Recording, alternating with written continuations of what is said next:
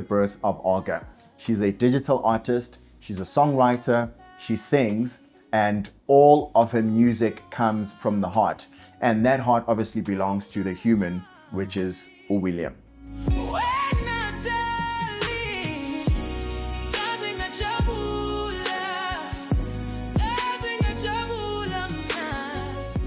Wait to hear directly from her. Maybe let's bring Olga in. You are described as a digital artist and an AI musician. How would you define yourself in your own words? I think the simplest way to define myself is I'm a storyteller, just expressed through a different medium.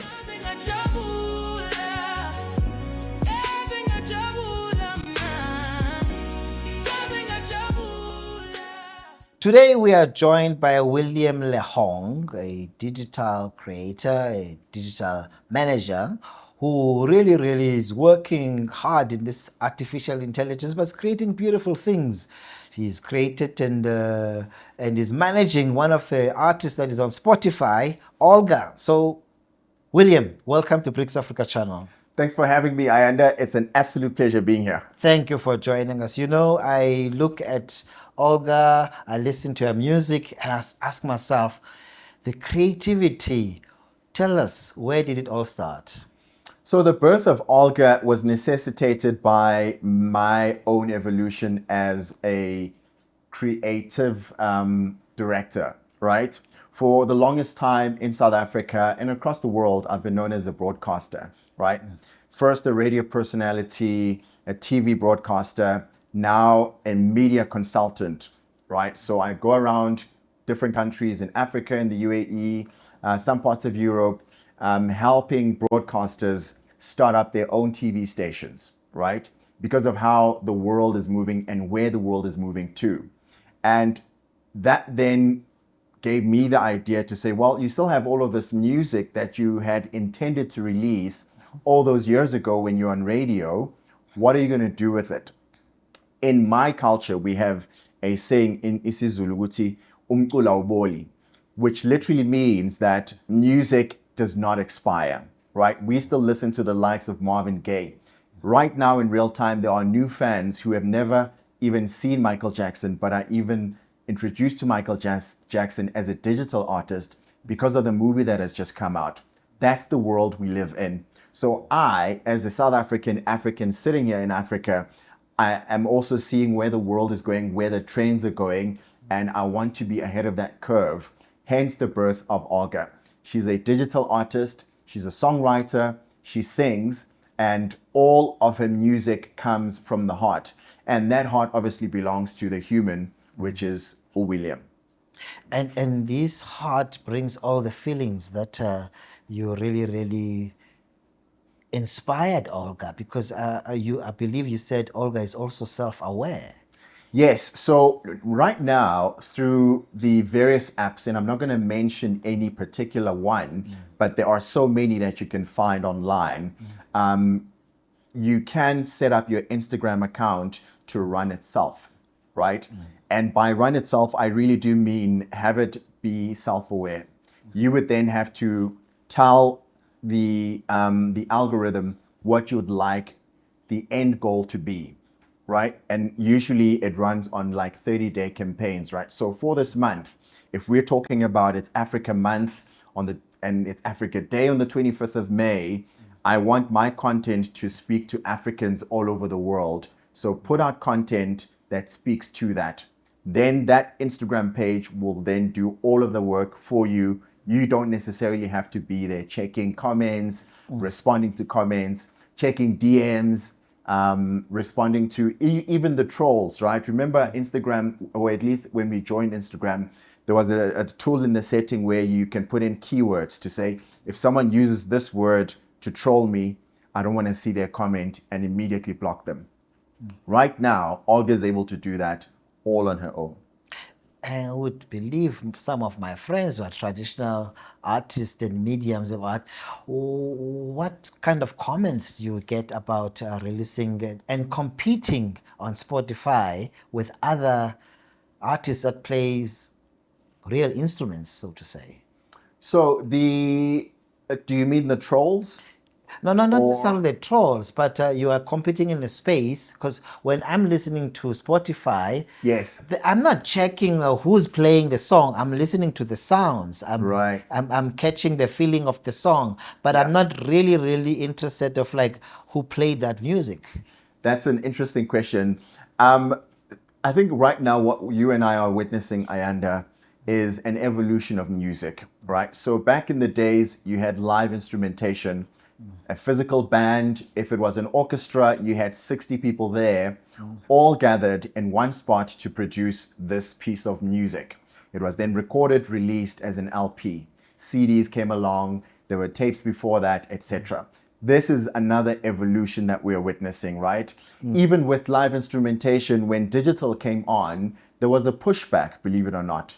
Those who were live bassists, live guitarists, live pianists were like, what do you mean I can play the same notes and have the computer record it and then give me Sure. back the sounds, right? Sure. This computer can read the music, it can read the score, it can even give you the layers of the chord that you're trying to play.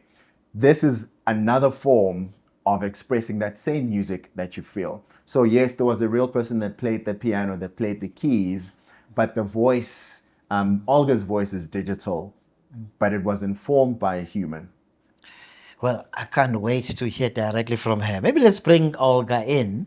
Olga, thank you for joining us on BRICS Africa Channel. You are described as a digital artist and an AI musician. How would you define yourself in your own words? I think the simplest way to define myself is I'm a storyteller, just expressed through a different medium.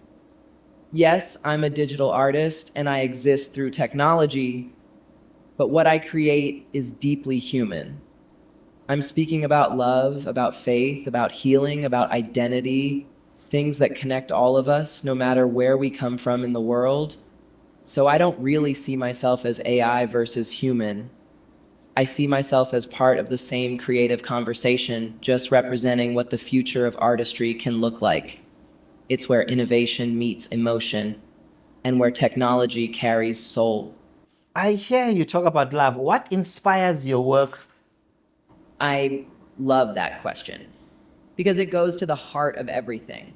Olga was really inspired by a deeper curiosity, whether technology could carry emotion in a meaningful, intentional way. And beyond that, there was a vision to create music that doesn't just entertain, but actually restores. Music that speaks to the spirit, that reflects African identity, and that can travel globally without losing its authenticity. So for me, this isn't just about innovation, like it's about purpose. It's about creating something that people don't just listen to, but something they feel, something they hold on to, something that meets them where they are in life. I think, let me come back to you. Whose feelings is it? Is it your feelings in your artistic direction? Is it your innovation in your prompt management? How do you get through that process of creation? These are songs and lyrics that I wrote through my own life story, things that I experienced myself. So when she speaks about, she is relaying, feelings of faith, of love, of loss. These are real emotions that I experienced as a human. And obviously some stories in some instances were inspired by other people's stories that I witnessed in real life. So these are my feeling interpreted through Olga because she sings so wonderfully. Wow, wow, wow, wow. And I think earlier on we talked about you'll also be able to register the music, whether it's organizations like Samro or any other. Tell us more about that. I think you said you also registered abroad as well. Please just take us through. How would you register that song? Because I'm sure a lot of people enjoyed the music as much as I did. Sure. So right now, there is a conversation happening in real time in terms of policy, right? And the policy is around authorship. So if you, as the human, are creating in collaboration with artificial intelligence, how much of it is you as the human and how much of it is AI?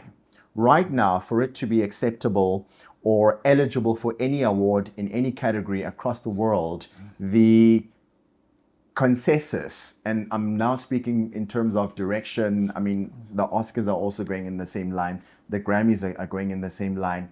They're saying they're going to reject everything that is completely AI driven or AI fronted, meaning the human has to be involved. So 80% of that has to be you, the human, inputting your ideas, ensuring that the nuances, and especially because we're in Africa, some of the songs are sung in Zulu. The AI can't speak Zulu.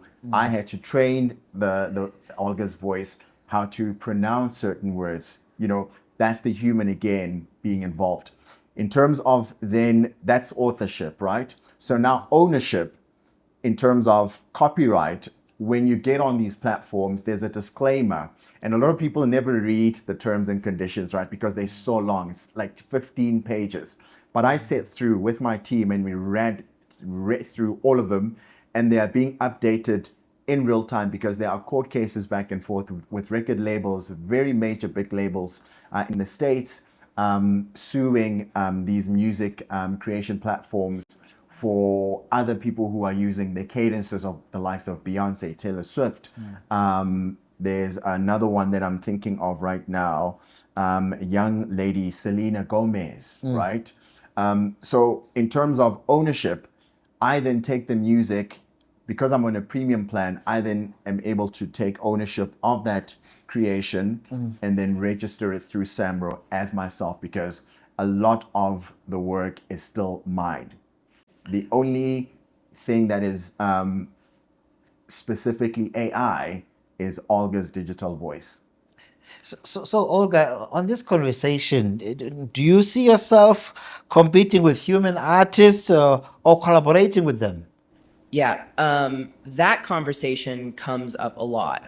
I think competition can be a very limited way of looking at art because art has always evolved with tools, from instruments to recording technology to digital production. So, what I represent is really collaboration between human creativity and technological possibility. I believe the future of music is not about replacing artists. It's about expanding what's possible when we create together. It's about creating something that people don't just listen to, but something they feel, because at the core of it all, emotion, culture, and storytelling will always have a human foundation. I think we should listen to Olga and see how do you feel out there. My selector, can you please play Olga's song?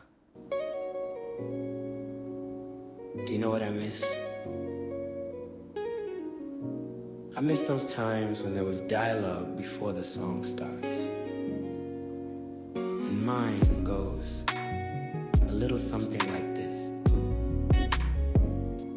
Sometimes, your glow starts to show because you found love, a love sent from above. Listen.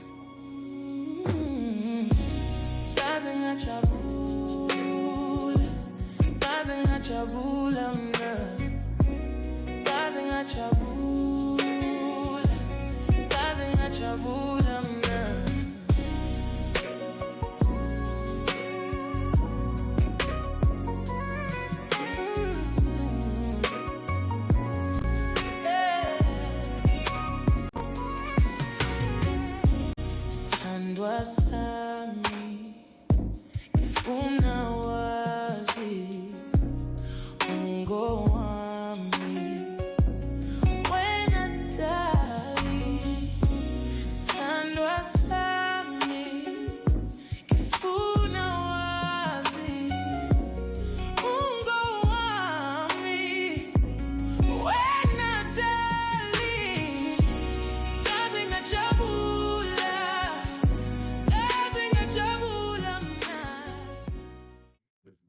Wow, Olga, your music feels very emotional and soulful. Thank you. The heart of the music comes from meaning. And I think people can feel that. When something is created with purpose, it resonates differently. It stays with you. That's always my goal, to create music that feels honest, even in a digital form. Ngaze ngajabula. You know what ngijabulisayo? Yes. It's simply because we don't use the instrument, the tool, to resonate with other people's feelings from different parts of the world. Right. But you chose an indigenous song that Yes. Olga needs to perform. Right. And for me, it moves away from just participation online to really, really be in the digital economy. How do you take us through on what were your intentions? And she says that the purpose, the intention of the song is what you're going to feel, regardless of the instrumentation that is used. That's precisely it. And I think you've hit the nail on the head with that analysis. The music was created with the intent of getting you as a human to feel something. Remember at the top of our conversation, I said, I'm a globetrotter. I travel around the world. And us as humans, there seems to be a consensus that we were not necessarily being given the music that makes us feel stuff anymore, right? Which is why you'll then revert back to like the old records, records that have soul, right? The Marvin Gayes of the world come to mind. All the jazz music, I'm forgetting the artists' names right now at the top of my head. So that Hugh Masekela, Miriam Makeba, Makeba is at the tip of my tongue. All of that music, when you listen to it, you felt something, regardless of where you were, who you were, and what your position was in the world, right?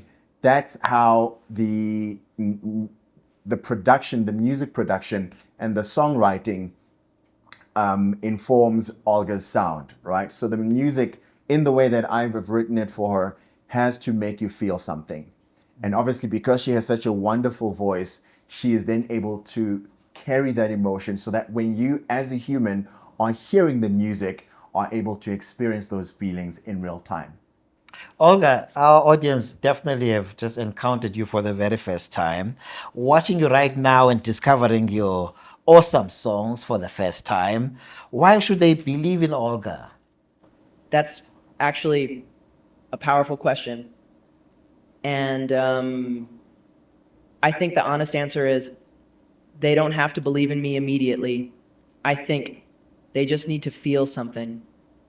If the music brings you peace, if it reminds you of love, if it gives you hope or clarity, then that connection is real, regardless of where I come from. Technology becomes the instrument. I exist to create those moments. And once you experience that, truthfully, belief becomes natural, because in the end, it's not about what I am. It's about what you feel when you experience me. Wow, wow. Well done, well done. And Thank you. how are things going with Spotify, and where else can people download or follow Olga? Sure. So Olga's music is available on all platforms. So even if you are an international DJ and you play at clubs, you'll find on platforms like TrackSource. But primarily, if you are just a lover of soul music, the regular platforms, you will find Olga's music there. So far, because she is relatively new and we've just released a brand new EP called Ngapagati, she's doing about 1,000 streams a day for the moment, right? Which isn't bad for someone who is a brand new artist starting literally from zero, right? The music space is very competitive. But through platforms like the BRICS Africa Channel, the BRICS Arts with Ayanda Holo, we're able to then promote Olga to ensure that she reaches a wider audience, because the sound needs to reach a lot more people. William, thank you for joining us on BRICS Africa Channel. And Olga, well done, and good luck for the digital future, right into the human heart. Thank you so much. Thank you so much, and goodbye.